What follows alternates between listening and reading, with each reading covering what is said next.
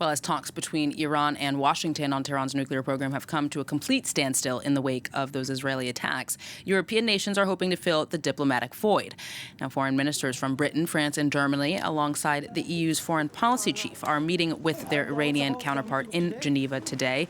Abbas Araghchi said that Iran has nothing to discuss, with Washington as long as Israel strikes continue, though he did say that Tehran is open to dialogue rather than negotiations, so to speak, with other parties.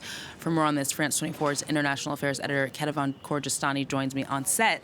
Hi, Kethevane. So the meeting between the foreign ministers of the so-called E3 and Iran are set to start now. What are the Europeans hoping to get from these negotiations? Well, at the very least, to keep the diplomatic possibilities open and to keep talking with the Iranians. Emmanuel Macron, the French president, was speaking earlier today before those negotiations got underway, and he had several messages. One that was that no one should underestimate the threat of a possible nuclear weapon made by Iran, but at the same time, no one can believe, he said, that you can deal with this threat with the current operations, meaning what Israel is attempting to do right now. He said that what was needed there was a technical and diplomatic negotiation, and that is exactly what the Europeans are putting on the table in Geneva. And according to the French president, there are several points that will be offered or presented to the Iranians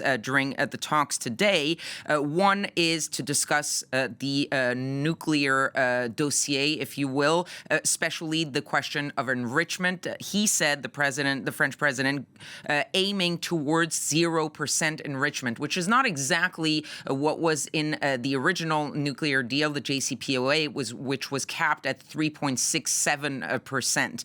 Then there's the question of limiting Iran's ballistic program. That's also something that is very much not what the Iranians want. The Iranians have repeated multiple times that their ballistic program is off the table. It's a red line. It's not negotiable. And finally, Emmanuel Macron also spoke about the question of Iran financing proxies in the region. So all three of these questions are going to be put on the table. The idea, and you mentioned some of that, is that the Iranians don't want to talk with the United States, are actually said that very clearly. And so the Europeans are the only people that the Iranians are willing to talk with. And the UK foreign minister, who is now in Geneva, was yesterday in the United States, where he met with the Secretary of State, where he met also with Steve Witkoff to discuss what was going on. So the Europeans are sort of a go-between between the U.S. and Iran. And coming out of that meeting, the UK foreign minister talked about the fact that there was still a window for diplomacy, and he said that that window was about 2 weeks.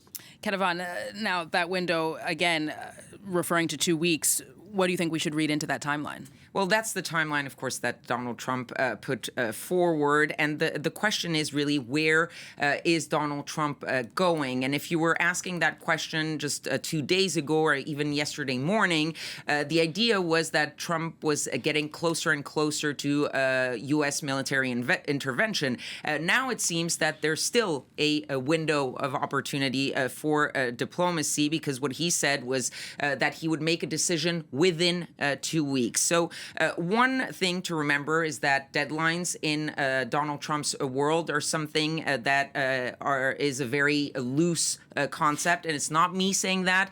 It's Steve Bannon who talked about and gave examples of, for example, the Russia-Ukraine war, the trade war, China, all of these things where there have been deadlines that have not been met. So the 2 weeks is something that Donald Trump says, but maybe that's not really a sort of timeline. The second thing is that the White House specifically mentioned the chance for substantial negotiations. So they want to give, it seems, sometimes to the Europeans to possibly work something out with the Iranians, bring them back to the negotiating table. But there's also domestic politics getting involved for the United States and for Donald Trump. Donald Trump wants to make sure that a military strike by the United States is absolutely necessary, and that it will actually achieve the goal, which is to wipe out Iran's nuclear program. But also, and that is very important in his decision making, is that there's a growing rift within his coalition between the so-called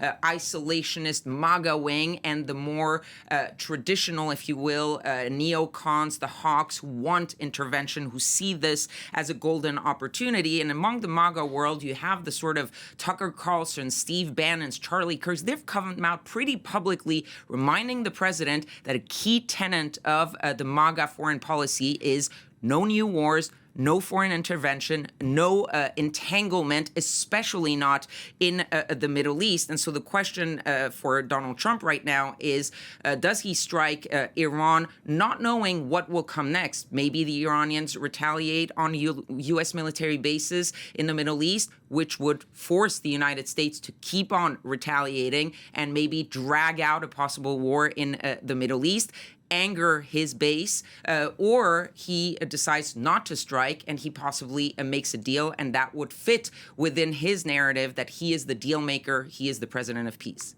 A lot of unknowns for a situation that is indeed very, very dangerous. Kethevane Gorjestani, thank you very much. Thanks.